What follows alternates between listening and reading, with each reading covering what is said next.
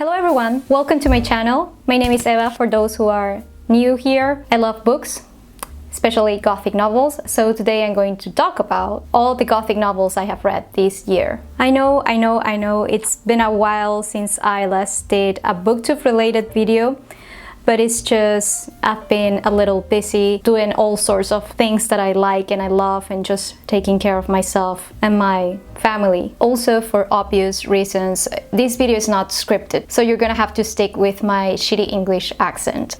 So the first Gothic novel I read this year was The Death of Jane Lawrence by Kathleen Starlin. I picked up this book because I love Crimson Peak. Many people who like that movie suggest this book. Also, look at the cover. It's like super pretty. It has the whole dark aesthetic that film has. So the story follows Jane Shorenfield, and I think she's an accountant. So she decided to arrange a marriage of convenience with a doctor. The doctor, whose name is Augustine Lawrence, agrees to marry her on the condition that she doesn't visit Lindridge Hall, which is the place where he lives. So she's to stay in his town apartments, while every night he has to return to Lindridge Hall. Of course, something happens and she is forced to go there, and while she is in Lindridge Hall, she discovers that the house is haunted, and there's a whole story behind it.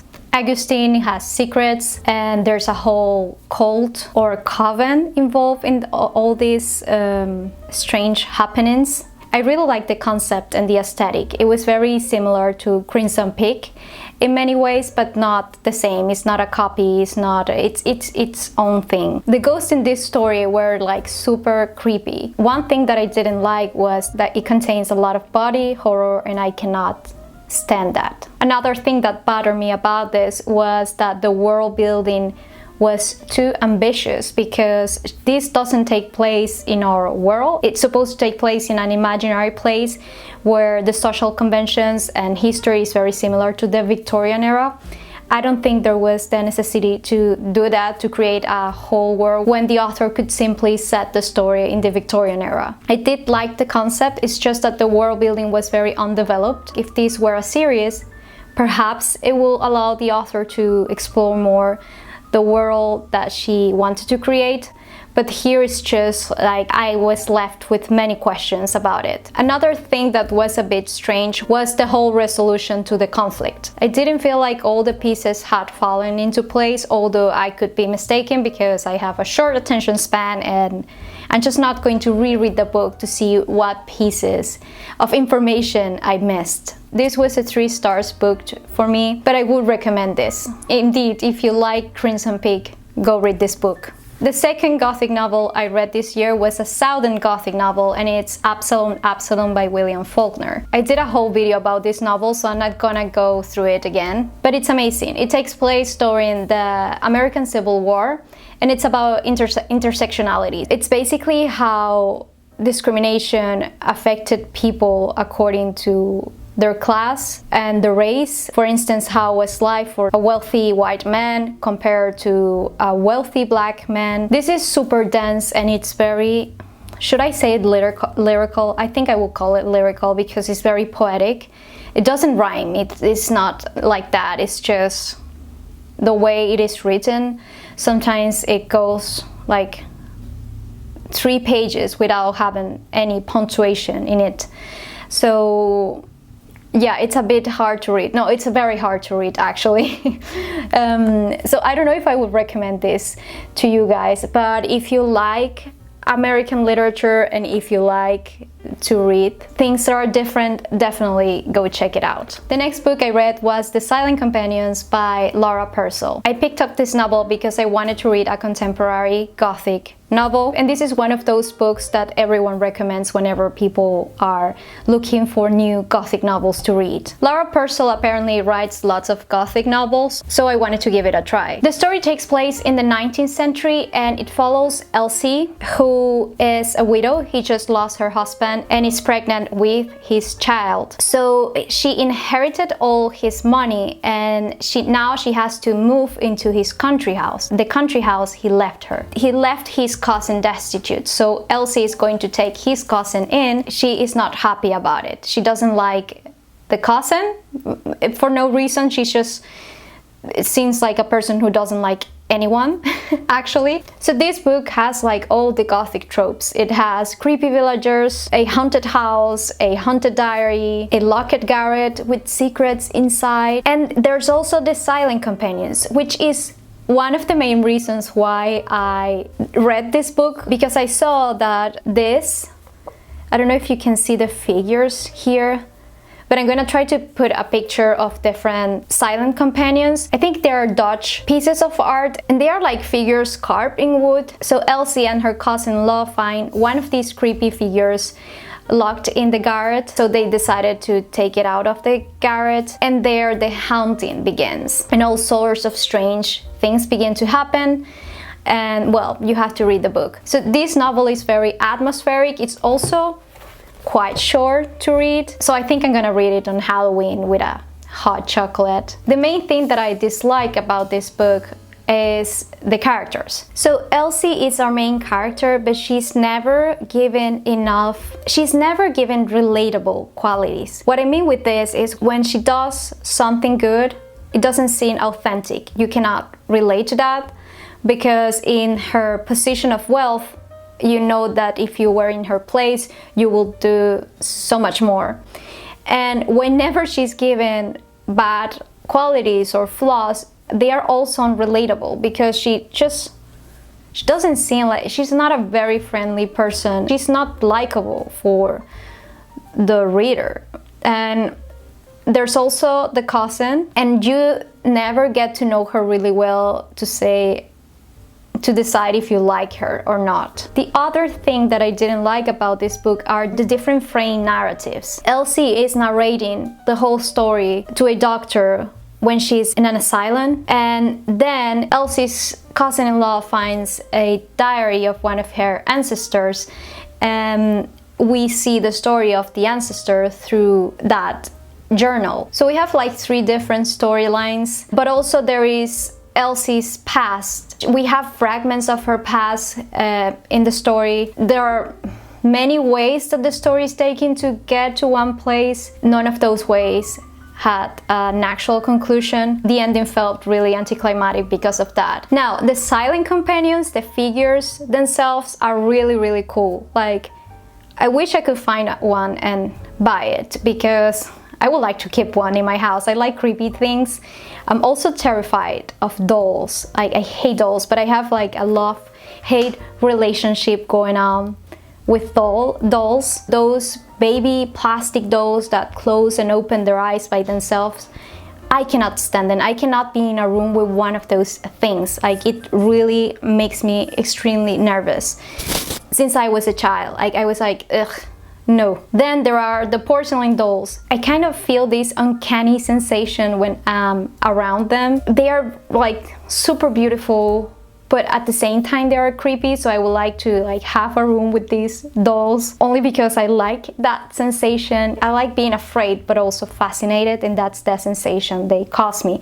And that's the same sensation that silent companions make me feel. The next book that I read was The Woman in White by Wilkie Collins. So Wilkie Collins decided to write this story to raise awareness about the asylum system in the Victorian era. So basically, as most people know nowadays, the conditions of those places were horrible. It was so horrible that some people would not send their family members there, even if they needed their care. And you have stories like Jane Eyre with Mr. Rochester locking his wife in the attic because he will not send her to an asylum because he knows those places are terrible. But there's also lots of people who use the asylums as a way to get rid of their family members, and they usually did it to steal their fortune. All it took was to call the right person. You didn't need like a big excuse to get your family member in. So there was a very famous case, which is the case of Lisa Nottage, who was sent to an asylum because her family members didn't want her to give away her wealth. She was not okay. Like, she thought this priest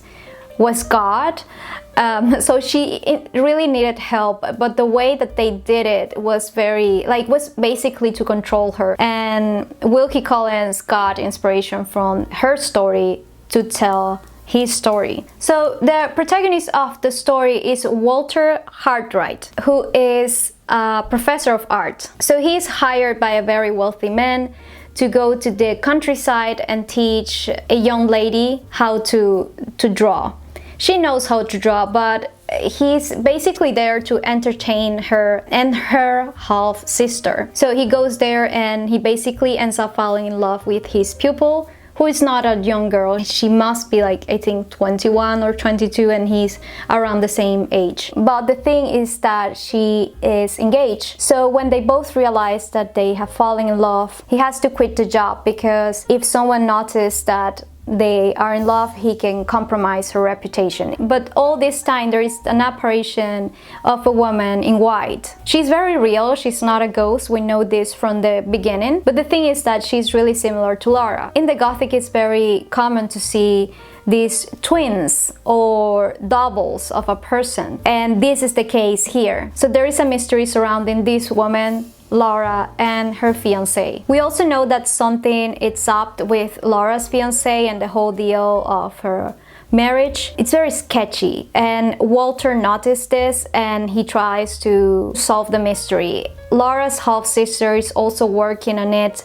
She's trying to see what is wrong, and you'll have to read the book to know what the rest is about. Some of the things that I like about this novel were the characterization of some of the characters. They were very gothic in a very cartoonish way. I know some people don't like that, but I do like it. I enjoy it. I like the fact that there is representation of disability. I just don't like the way it is depicted, or the way those characters are treated. The other thing is that Laura, who is the protagonist, has zero personality. It's like all the personality went to her sister, especially when Walter is around. It's like Wilkie Collins has to dump her down to make Walter seem like a great character. And it doesn't happen just with her.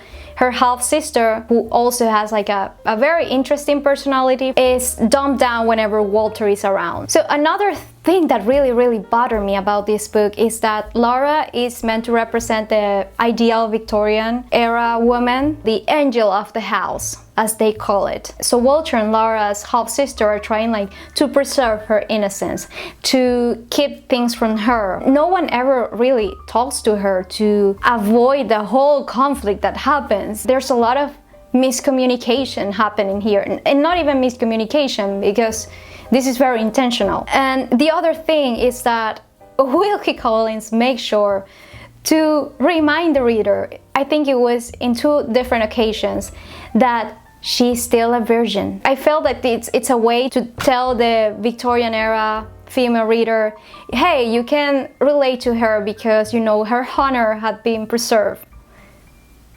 Like, it's so unnecessary. Something that I didn't like was that this story has so much dramatic irony. It makes you suffer through the story to see the characters doing something stupid that you know it's something stupid, and you know something bad is going to happen. You kind of feel that the characters are always stepping back. In a story, if you have a conflict, you kind of need to put the character in the belly of the whale. But here, like sometimes in the journey of the character, you see them, you know, giving 2 steps back and then 1 step forward, and then 2 steps back and 1 step forward. Here it felt like they were stepping back a lot and never forward until the very end. And that was like very exhausting as well. The next story I read was a short story by Flannery O'Connor. It's called A Good Man is Hard to Find, and it is a Southern Gothic short story. So the story is about a family who, on their way to Florida, encounter a serial killer. I picked up this story because my creative writing teacher loved Flannery O'Connor, and she used to say that her stories were very well plotted, were concise, and use writing economy. She was right. I don't think the story is amazing, but in terms of structure, the story is very well written. Her writing style captures your attention quickly, so you get into the story immediately. This is one of those short stories that you have to quite analyze a lot to understand what it's happening or what is it about. I think it's about how people act in the face of adversity. Like, how do you react to certain situations? Do you become a better person or do you become a worse person? It's a very interesting story, and it's also very short, so you should give it a try. The next novel I read was Affinity by Sarah Waters. This has to be one of the best novels I have read this year. It was a 5-star book for me. It's been a while since I wanted to read a Sarah Waters book, and finally when I was making my video essay on homosexuality and the Gothic, I decided that it was time for me to read Sarah Waters because she's known as a sapphic Gothic writer. One of the books that I wanted to read first was The Little Stranger, but that book has no sapphic elements. There's no romance, there's none of that. So I wanted to start by a book that has some sapphic elements because she's known for writing sapphic novels. That's why I went with Affinity. This story takes place in the Victorian era. Again, lots of Victorian era novels, I know, but it's the Gothic. Like, of course, it has to take place in the Victorian era. Margaret Pryor is our protagonist, and she lost her father, and she just went through a long period of depression. So she volunteers to go into this prison for women just to talk to the women and to offer some comfort and company, because they are not allowed to receive visitors very often. I think it's every other 2 months or something like that. So they see their family members like 6 times a year. So what Margaret does is, like, she goes there, she talks to this woman. She's supposed to try to make them reflect on their life decisions, to consider what they are going to do once they get out of there. And there she meets this prisoner whose name is Selena Dawes. So basically Selena is a medium spirit who was put there for conning people. Selena is very mysterious, so Margaret feels intrigued by her, and eventually this intrigue turns into attraction. Now, I wouldn't describe this story as a romance, and I'm not going to get into details because I'm gonna spoil it for you. But yeah, it's not a romance actually. It's a sapphic Gothic novel, but not a romance Gothic novel. I love the writing style of this novel. I feel like Sarah Waters managed to reproduce that Victorian era prose while still keeping it very contemporary. So it's very easy to read. It's also very descriptive and evocative. It's a very well researched story as well. And it's very accurate. The way she describes the prison, London, the social conventions, everything feels very authentic. This story really played with my expectations because since Selena it's a medium spirit, I was waiting to see more of the 19th century spiritist movement, but those scenes and those fragments that we get are very dry, like they are not very Gothic. I think this was intentional. I think the whole mystery revolves around the character of Selena, not in the fact that we have seances in the story. It's not actually a ghost story. The center of the story is Selena. In my video essay on homosexuality and the Gothic, I mentioned that I wanted to see more Byronic female characters, and I think this book has that. I think both characters, Selena and Margaret, are Byronic in their own way, each one in their own way, and so that was very fascinating. Only thing that didn't enthrall me was the ending, and it wasn't because I didn't like the writing choice. It was more because I see this very often in the Gothic when we have a queer protagonist. I think you should read the trigger warnings before going into this novel for that reason alone. I like the ending, I just didn't like that the author went that way. I know it is a writing choice, it is still well written. I just wanted to see something else and not more of the same. I also read The Queen of the Damned by Anne Rice. So I wasn't going to read this novel because I know people don't like it, but I decided to read it because I love Lestat and I wanted to see him again. I went into this novel with very, very low expectations, but I ended up liking it. Like I really enjoyed this book. It's not perfect, it's not a masterpiece, but it was really fun to read. So this story begins where the last book left us. Lestat has a concert, some vampires begin to attack him, but an unseen force starts targeting these vampires. And Rice decided to tell this story through different points of view. The problem with this is that many of these points of view have nothing to do with the main conflict of the story, or they are too detached from this conflict. But it's just like, it's pointless at the end. One of my favorite parts was the chapter with Armand and Daniel. These two were amazing in this part of the book. Like, I actually wanted to read that book and not the book that I ended up reading, although I still enjoy it, but I think their part was much better. I hated Armand in the books that came before this one, but here I loved him. He is a vampire with a cat energy. So now I want to keep reading the whole series just to get to Armand's book. I think one of the reasons why I didn't enjoy this as much as I enjoy the other books is that I really like when Anne Rice writes historical fiction or fiction with historical elements. This has some of that, but it's mostly like an urban fantasy novel. I also like Marius so much. I know most people hate him and he's awful. I mean, his whole story with Armand is just red flags all around, but I just like his character, how Anne Rice created him, the way she did it. It's very authentic. In contrast, when you see her female characters, it's so disappointing. Like, Anne Rice has this problem, like she cannot write interesting female characters. They all feel like the same character with different personality traits. They just lack substance. It's like Anne Rice doesn't give you much for you to relate to them. That's the problem. It feels like every time she creates a female character, their characterization feels very dry. And this is what happened to me here. I didn't like any of her female characters. Like, I didn't even care about them. But I really enjoyed the ending of the book. It took me like 3 days to read this novel. I am a very slow reader, so 3 days with this book, it was nothing. So yeah, I'm going to continue reading the Vampire Chronicles series just because I want to get to Armand's book. I also want to read Marius' story. I don't think I'm going to start the next novel right away, but probably in a couple of weeks. Who knows? I'm also reading a non-fiction book which is related to the Gothic. It is Vampires, Burial and Death by Paul Barber. I'm halfway through this and so far it has been really interesting.